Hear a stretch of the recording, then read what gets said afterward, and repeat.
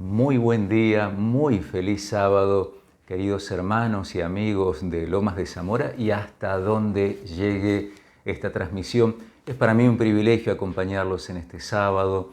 Damos gracias a Dios por un sábado más que podemos disfrutar con su bendición.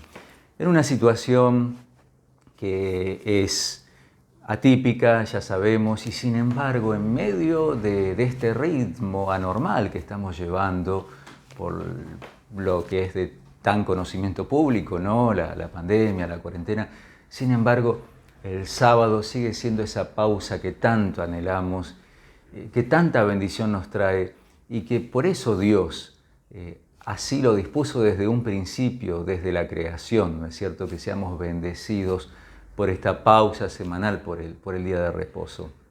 Estos son momentos en los cuales desde ya un elemento que aparece mucho es la angustia. Podríamos decir casi una protagonista, ¿no? En la situación que estamos viviendo. Y para introducirnos en el estudio de la palabra de Dios, quería invitarlos a que pensemos un poquito en qué es lo que nos pasa con la angustia. La palabra angustia viene etimológicamente hablando, ¿no? Su origen del latín angustus, que significa angosto, es una referencia a ese estrechamiento que se produce en el pecho, esa sensación, ¿no? Que es el síntoma más característico de este estado emocional. Pero quiero decirte en este momento de reflexión que antes de que se estreche aquí nuestro pecho, primero se estrecha nuestra mente. Este angostamiento que sentimos en el pecho, esta opresión, se produce primero en nuestra mente. ¿Por qué? Porque cuando estamos tan preocupados por algo, cuando estamos tan pendientes de algo, cuando estamos tan asustados o frustrados o enojados con algo, nos vamos obsesionando con eso. Nos levantamos pensando en eso, estamos todo el día pensando en eso, nos acostamos pensando en eso. Y entonces se estrecha nuestra mente, se estrecha nuestra mirada de la realidad. Y ese estrechamiento genera el estrechamiento en el pecho. Ahí aparece esa sensación de opresión. Pero primero se estrechó esto y entonces se estrecha aquí. Aparece esa sensación, ¿no? De angostura, de angustia. ¿Qué hacer cuando se nos estrecha la mirada de la vida? Y una situación en la cual especialmente se nos estrecha la mirada es cuando no le encontramos una salida a un problema, ¿no? Vaya si ahí no se estrecha nuestra mirada. De pronto el panorama está tan cerrado, no sabemos cómo se va a resolver esto. Claro, cuando hablamos en estos términos, lo primero que viene a nuestra mente en este momento es la situación de la cuarentena. Pero cada uno tiene su historia personal y cada uno sabe en qué otros aspectos de su vida siente que se le está cerrando el camino. ¿Qué otro problema u otra crisis está atravesando, además de lo de la pandemia, que no le ve una salida y de pronto se estrecha el camino y esto, ¿para dónde va? ¿Cómo termina? No le veo salida y ahí aparece el estrechamiento, la angostura, la angustia en el pecho. Por eso quiero invitarte en esta mañana a que juntos abramos la palabra de Dios para reflexionar en una serie de hechos maravillosos que Dios dispuso que quedaran registrados en su palabra, hechos históricos que nos ayudan a reflexionar cómo ampliar el panorama, cómo ampliar nuestra mirada cuando no vemos una salida y cuando se empieza a estrechar nuestra mente. ¿Cómo encontrar esperanza para una situación así? ¿Cómo encontrar paz en una situación así? Te invito a que abramos la Biblia en el libro de Segunda de Crónicas, capítulo 20. Y antes de estudiar este pasaje de la palabra de Dios, estos pasajes están todos en Segunda de Crónicas 20. Vamos a hacer una oración. Vamos a pedirle a Dios que nos ilumine con su sabiduría para poder recibir su palabra en esta mañana. Querido Dios, Padre nuestro, santificado sea tu nombre. Te damos gracias, Señor, porque nos das esta oportunidad de abrir tu palabra en este momento. Sabes cuánto necesitamos que abras nuestra mente y nuestro corazón para poder recibir tu paz, para poder recibir claridad y ver las cosas desde tu perspectiva, Señor, y no desde nuestra limitada mirada que se estrecha y nos llena de angustia. Señor, guíanos ahora al estudiar tu palabra. Te pido que estés con cada uno de nuestros amigos que están conectados en este momento, cada uno de tus hijos. Gracias, Señor, en el nombre de Jesús. Amén. Segunda de Crónicas, capítulo 20. Y dice así la palabra de Dios. Pasadas estas cosas, aconteció que los hijos de Moab y de Amón, y con ellos otros de los amonitas, marcharon contra Josafat para atacarlo. Este es el escenario que se arma aquí en esta narración bíblica. Los amonitas y los moabitas de pronto marchan como tribus guerreras y la verdad que muy crueles, muy intensas en su forma de batallar, de pelear, de ganar territorio. Y ahora marchan hacia Judá para invadir y para conquistar esas tierras. Y le avisan a Josafat. Ahora vamos a leer en el siguiente versículo. Marchan contra el rey Josafat y contra el reino de Judá.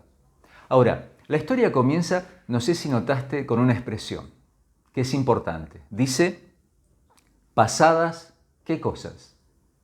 Dice, pasadas estas cosas.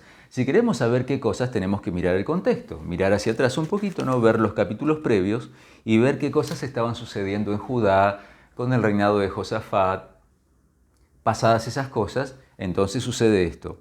Siempre es importante mirar el contexto cuando vamos a estudiar un pasaje bíblico, ¿sí? Sabemos un principio básico para estudiar la Biblia, dice que un texto fuera de contexto es un pretexto. Así que sin sacarle valor a eso, ahora quiero mencionar lo siguiente. En este caso, no importa qué cosas habían pasado. Pasadas estas cosas, ¿cuáles? En este caso no importan. ¿Por qué? ¿Por qué decimos esto? Porque no importa cuáles sean las situaciones que tengamos que atravesar en la vida, no importa cómo sea tu vida, cómo sea la suya, cómo sea mi vida, siempre en algún momento van a aparecer momentos, situaciones difíciles, situaciones inesperadas, situaciones imprevistas, golpes en la vida que no nos esperábamos. De pronto teníamos un plan, un proyecto, una agenda. ¿Dónde están esas agendas hoy? ¿Dónde están esos proyectos hoy a esta altura del 2020? Algunos de nosotros, al final del 2019, cerrando el año, brindando, proyectando el 2020, nos íbamos a imaginar que estaríamos así en junio del 2020. La vida, a la vuelta de la esquina, en el momento menos esperado, nos depara situaciones que de pronto nos sorprenden, nos golpean, nos agobian, nos rodean, nos asustan, nos angustian. Así que dice el texto, pasadas estas cosas. ¿Qué cosas? Bueno, en este caso no son importantes para este estudio, porque lo que quiero resaltar es que en el momento menos esperado, la vida se nos puede complicar. Es que así es la vida, te guste o no te guste, me guste o no. Y sabes que acá hay algo muy importante en el planteo que hemos hecho en esta mañana para estudiar la palabra de Dios, para que nuestra visión de las cosas no se estreche tanto aquí y por lo tanto se termine estrechando esto, aquí el pecho con angustia. Este es un primer punto que tenemos que entender claramente. En la vida siempre aparecerán situaciones que nos prueben, que nos confronten, que nos golpeen. es que Dios nunca prometió que no tendríamos tormentas en esta vida. No le hagamos decir a Dios lo que Él no dijo. El Señor nunca prometió que no tendríamos tormentas en esta vida. El Señor sí prometió que estaría con nosotros en las tormentas. El Señor nunca prometió que nos libraría de todas las tormentas, sino que nos libraría en las tormentas. O sea, que tendríamos que pasar por tormentas y allí estaría Él con nosotros para librarnos en las tormentas. Un texto clarísimo al respecto es San Juan 16:33. No lo vamos a buscar ahora porque nos vamos a quedar aquí en 2 de Crónicas 20. Pero San Juan 16:33, el Señor lo dijo claramente. Estas cosas les he dicho para que en mí tengan paz. Porque en el mundo tendrán, ¿te acordás cómo dice el texto, no?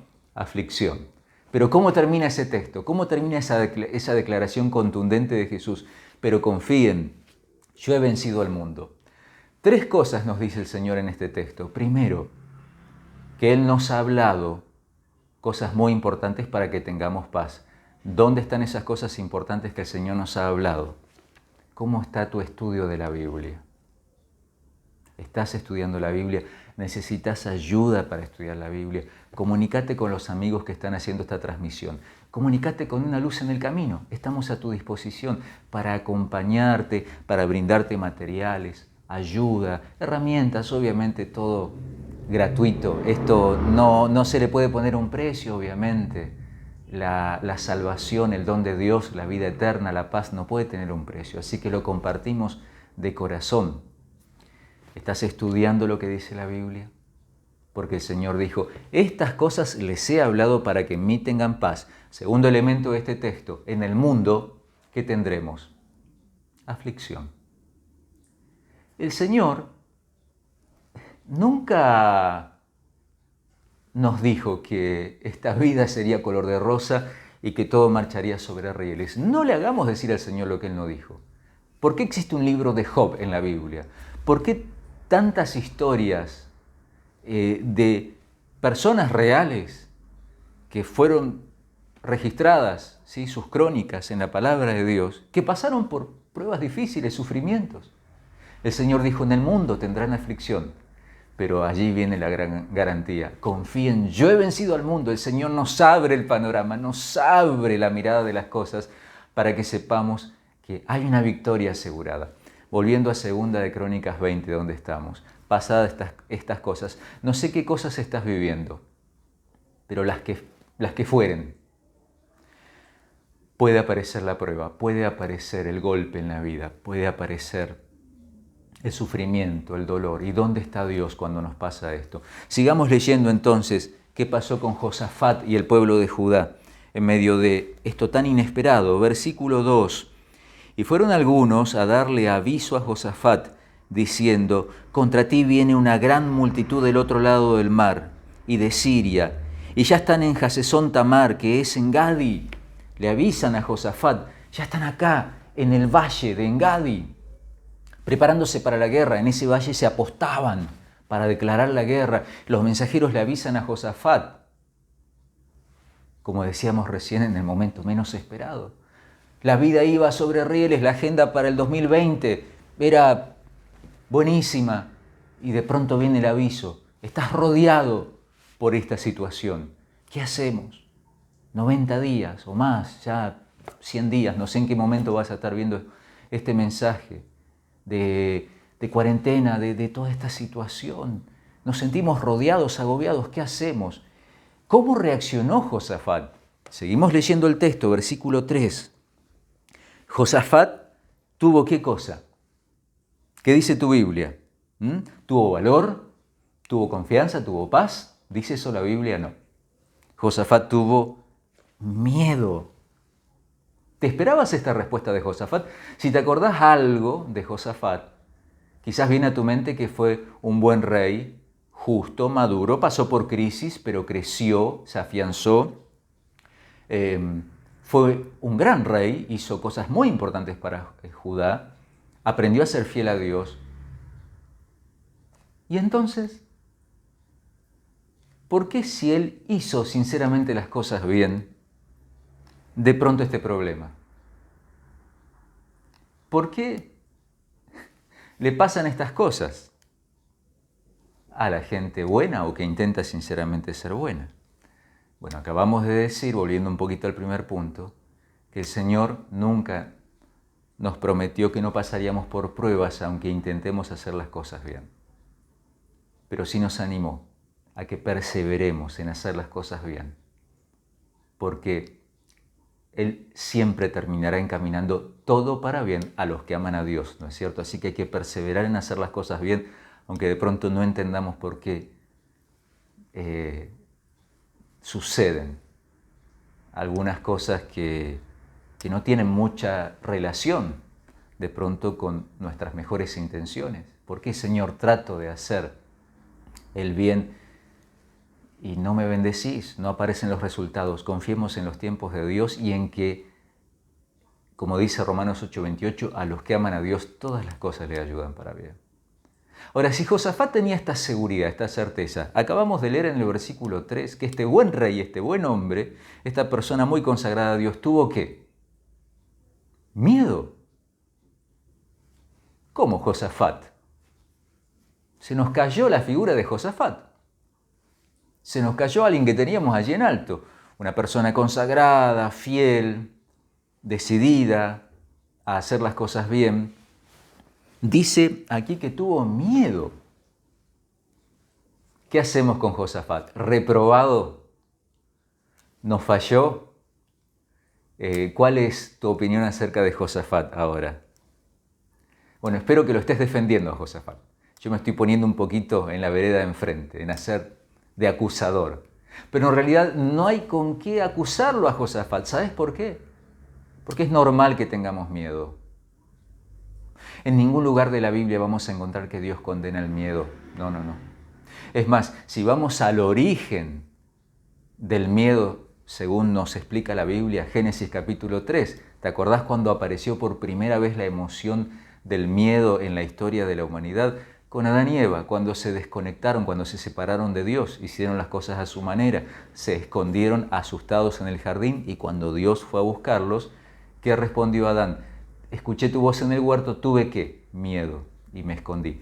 Primera vez que aparece el miedo en la experiencia humana. Ahora, si siguiéramos leyendo allí en Génesis 3, vamos a encontrar que Dios en ningún momento condena a Adán y a Eva por el miedo. No les dice, ¿cómo van a tener miedo?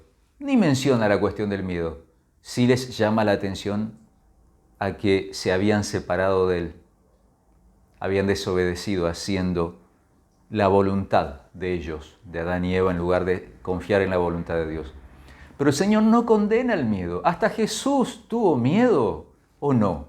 En el Getsemaní dijo, mi alma está angustiada hasta la muerte. Fíjate qué intensidad de miedo. También experimentó angustia. Por ese momento el Señor también en su lucha, su mente se cerró. No cometió pecado, pero en ese momento, como era humano, como vos, como usted, como yo, su mente se cerró y no podía ver más allá. No podía ver al Padre. Tuvo mucho miedo.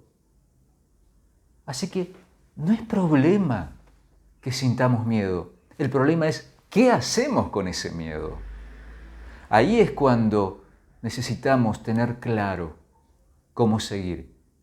¿Qué hacemos con ese miedo? Y hay una cita que quisiera compartirte que está tomada del libro Mente, Carácter y Personalidad, tomo 2.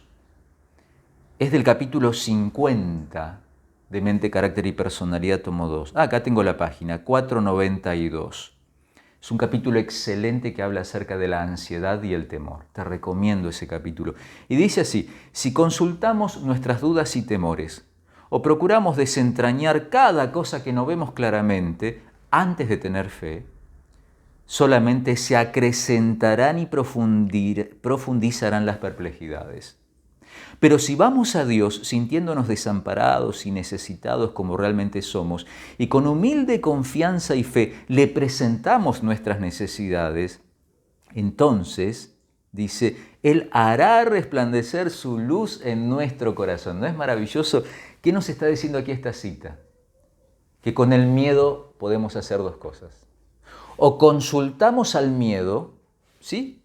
Dice que si consultamos el miedo, vamos a repasar, dice, si consultamos nuestras dudas y temores.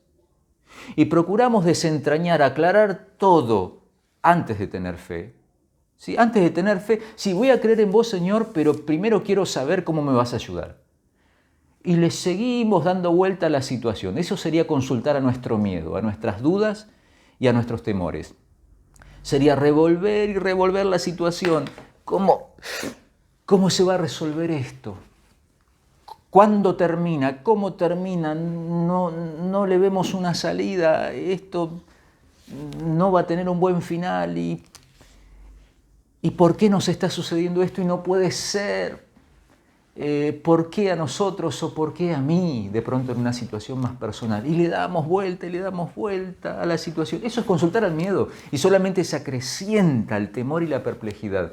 Dice la cita, en cambio, si le consultás a Dios por tus temores, ¿qué sería consultarle a Dios? Conversarlo con el Señor mediante la oración. Señor, no entiendo por qué está pasando esto. Señor, no estaba preparado, no estaba preparada para esto. Señor, no le veo una salida. Señor, me siento angustiado, angustiada. Señor, ¿qué hago? Señor, ¿dónde estás? Pero conversalo con Él. Abrí tu corazón, derramá ese miedo, esa angustia en las manos de Dios, en el corazón de Dios. Y entonces dice la cita que la luz de Dios se derramará en nuestro corazón. Textualmente dice, hará resplandecer su luz en nuestro corazón.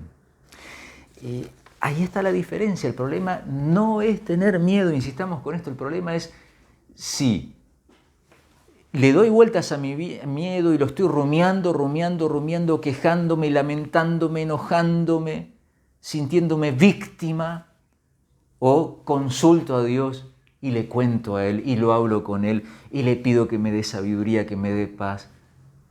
La terapia de la oración. Bueno, ¿qué hizo Josafat? Seguimos con el texto bíblico, estamos en el versículo 3.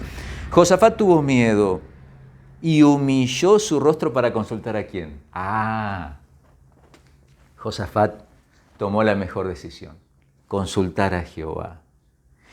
Es más, fíjate qué intensa la consulta de Josafat. Pregonó ayuno a todo Judá. Todos los que querían se sumaban al ayuno. Y entonces dice el versículo 4 que se congregó todo Judá para orar, para clamar.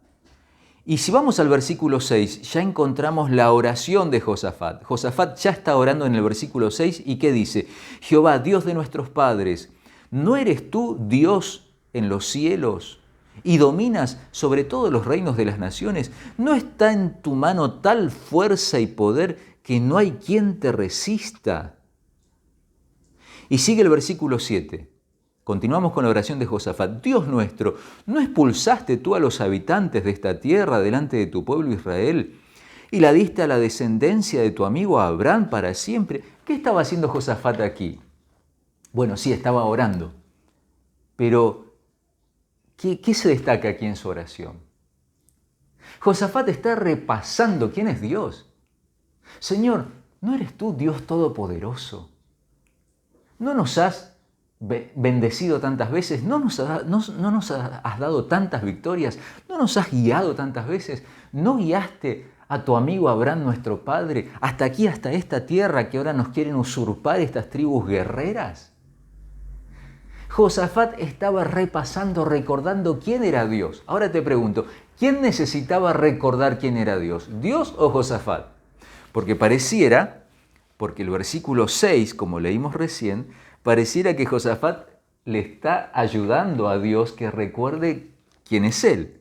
Jehová, Dios de nuestros padres, ¿no eres tú acaso el Dios de los cielos y dominas sobre todos los reinos de las naciones? Pareciera que Josafat le estuviera recordando a Dios. Dios, no te olvides que sos todopoderoso. Danos una salida, ayúdanos. No.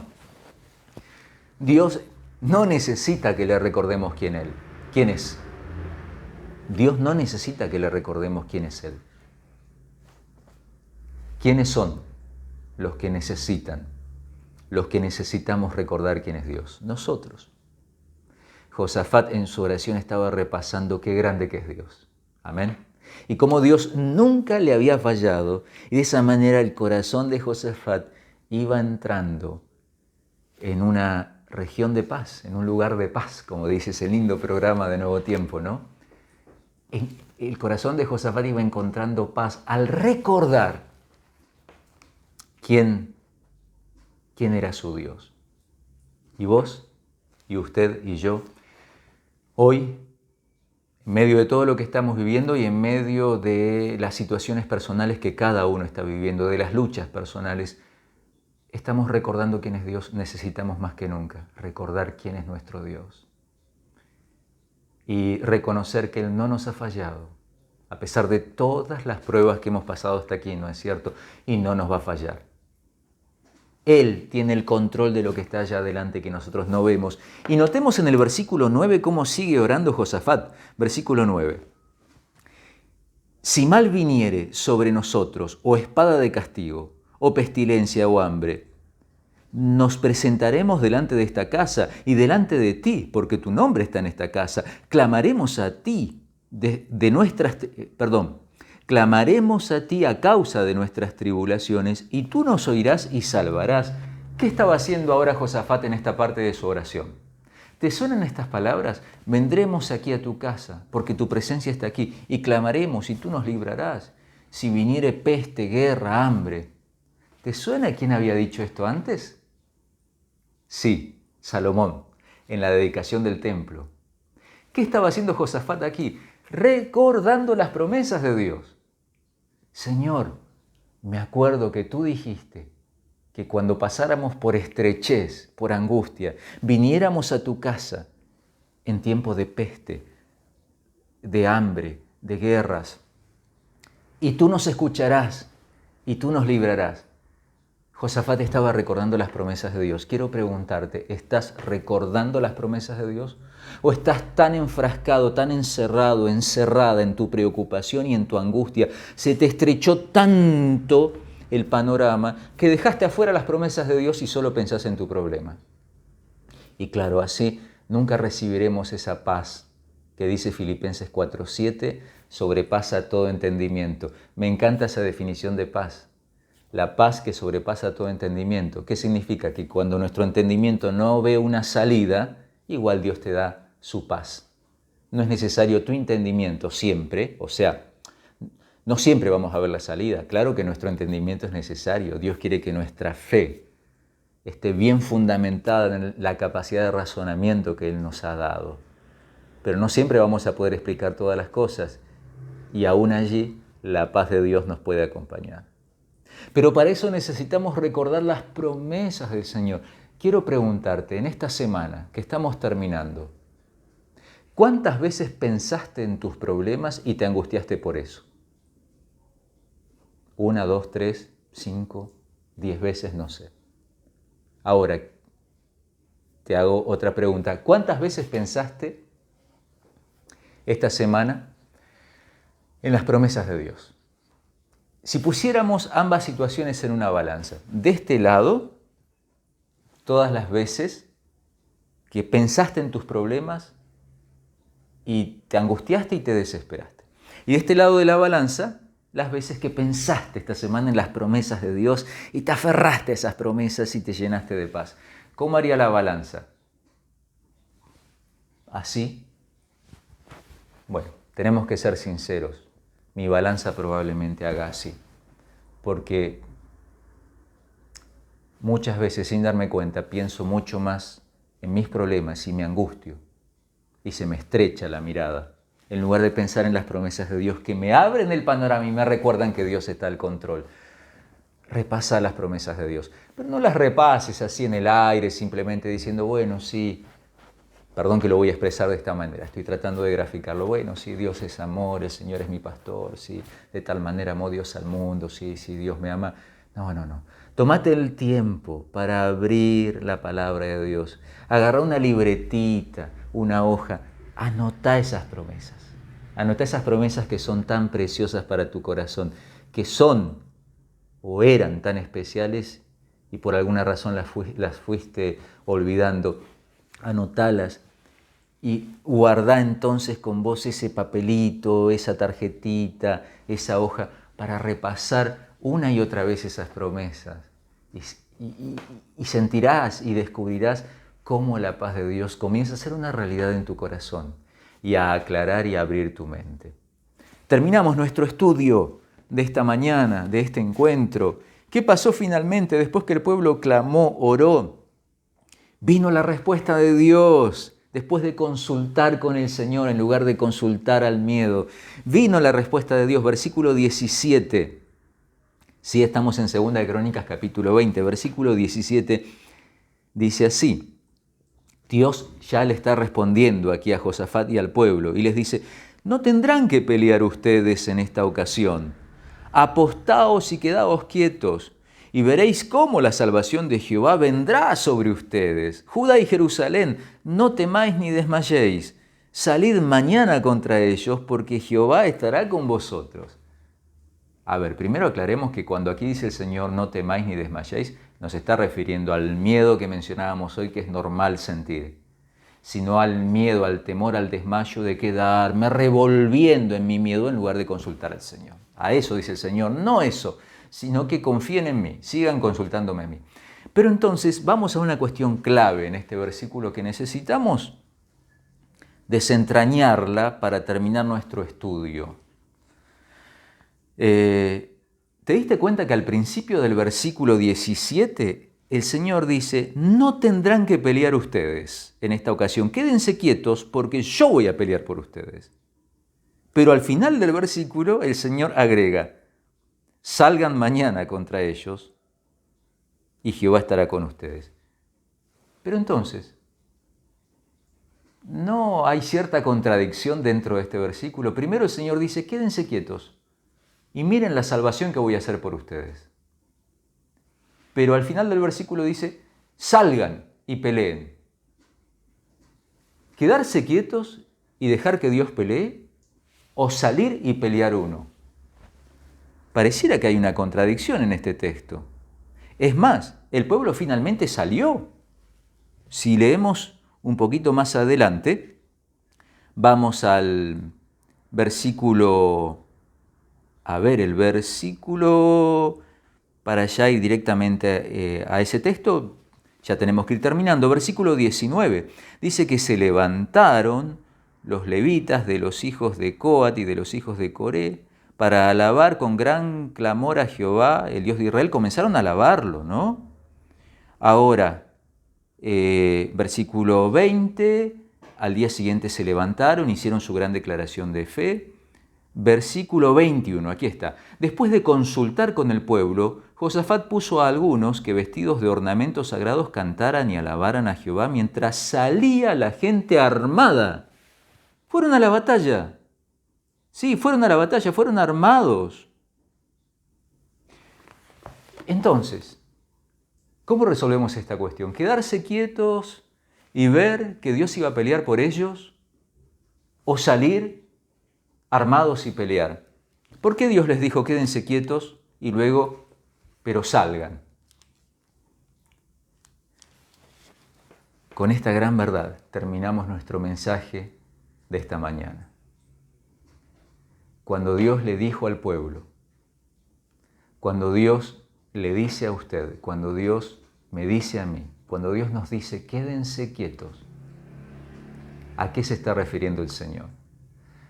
No a que nos quedemos mirando el techo sin hacer nuestra parte. Tenemos que hacer nuestra parte. Tenemos que enfrentar los problemas, las pruebas. Pero entonces, ¿quedarnos quietos en qué sentido? Si pudiéramos en este momento ver, vamos a decir así, el lenguaje gestual del Señor. ¿Sí? Permitime expresarlo de esta manera. Porque en la Biblia tenemos las palabras del Señor. Pero, bueno, Moisés vio las espaldas del Señor. Y el Señor se encarnó en Jesucristo para que veamos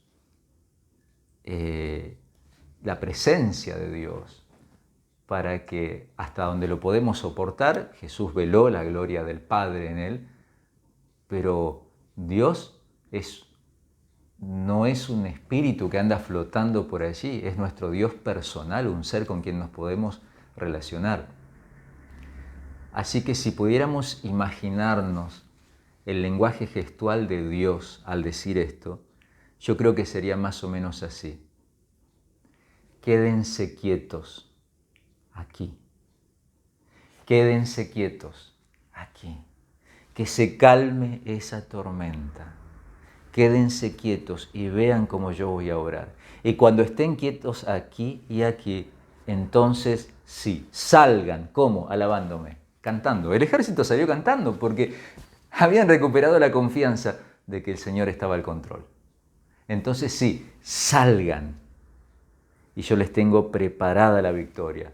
Tenían que salir a enfrentar el problema, pero primero se tenían que quedar quietos aquí y aquí. En esta mañana yo quiero invitarte a que cierres los ojos y puedas ver por la fe cómo el Señor extiende su mano para tocar tu mente y tocar tu corazón y decirte, querido hijo, querida hija, quédate quieto, quédate quieta, haya paz aquí y aquí, porque yo estoy al control, amén, porque yo voy abriendo el camino delante de ti. Y vaya si no lo hizo. ¿Cómo termina la historia? Bueno, solo mencionamos, después podés terminar de leer el texto, ¿sí? Que es precioso leerlo completo. Pero encontramos que cuando el pueblo de Israel, el pueblo de Judá, llega al valle de la batalla, ¿qué encontró? Todo el ejército enemigo de todas esas tribus guerreras, estaba aniquilado el ejército.